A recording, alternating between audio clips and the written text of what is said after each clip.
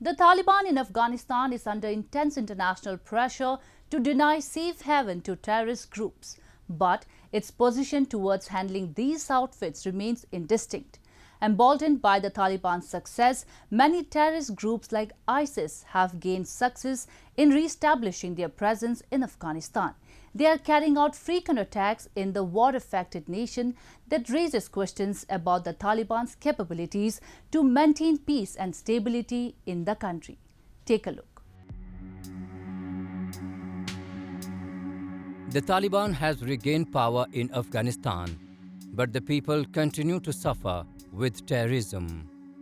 The Islamic State of Iraq and Syria, Khorasan branch, now poses a new security threat. It has claimed responsibility for twin explosions that shook Kabul city. The first blast in Dasht-e-Barchi area in a heavily Shiite Muslim area of western Kabul claimed lives of 9 civilians and injured 7. The second blast took place in the nearby Charahi Shahid area in which 5 persons were killed. The explosions came after at least 3 people were killed and 15 wounded by a bomb at a mosque in Nangarhar. Meanwhile, the Taliban fighters were busy showing off demonstrations of weapons that fell into their hands after the withdrawal of the US-led NATO forces. Not only did they showcase their power, but also applauded their government for establishing so-called peace and security in the nation amid frequent terror attacks by ISIS. افغانستان کې 50 ملکونه وو، امریکا و، ناټو و، لوی قدرتونه وو، د ډالرو بارانو، بیا هم امن نسوای راوستی، بیا هم نظام نسوای کنټرولولای، بیا هم د قدرت جزیرې نسوای له منځه وړلی. نن چې موږ هغه کارونه ټول کړي دي او ټول دنیا ته اطمینان هم ورکړی، زه نه پوهېږم چې اوس دوی نور څه مشکل لري چې له موږ نه یې غواړي. The rapid expansion of Islamic State in Afghanistan worries the international community. The United Nations envoy to Afghanistan said that the regional affiliate of the Islamic State group now appears present in nearby all Afghan provinces and increasingly active. The Taliban's genuine efforts to present itself as a government are partly constrained by the lack of resources and capacity, as well as a political ideology that clashes with contemporary international norms of governance.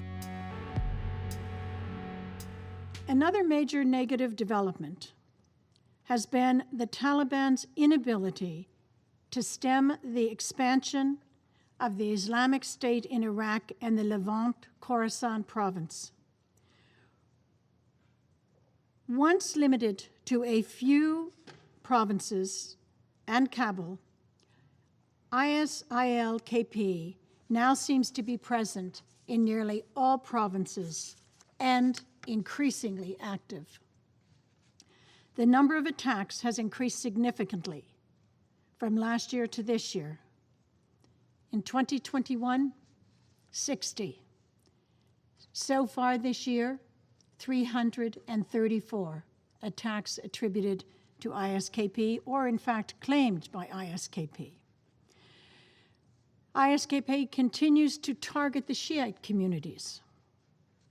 The Taliban insists that they are waging a concerted campaign against ISIL-KP, but this campaign is worrying in that it appears to rely heavily on extrajudicial detentions and killings of suspected ISIL-KP members.